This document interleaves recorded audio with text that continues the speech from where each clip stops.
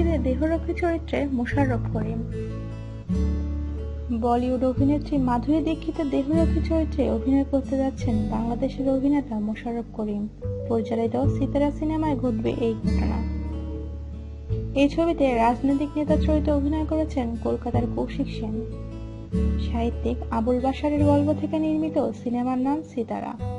ছবিটি পরিচালনা করবেন কলকাতার পরিচালক আশিস কুমার রায়। বাংলাদেশের সীমান্তে চোরাচালান নিয়ে সিতারা সিনেমার কাহিনী। আগামী জানুয়ারি মাসে পশ্চিমবঙ্গের জলপাইগুড়ি এলাকায় তিস্তার পাড়ে সীমান্ত এলাকায় সিতারা ছবিটির শুটিং শুরু হবে। ছবির নাম ভূমিকায় অভিনয় করেছেন মাধুরী দীক্ষিত। সিনেমার স্ক্রিপ্ট পড়ে মাধুরী দীক্ষিতের এতই ভালো লেগেছে যে তিনি চুক্তিবদ্ধ হয়েছেন।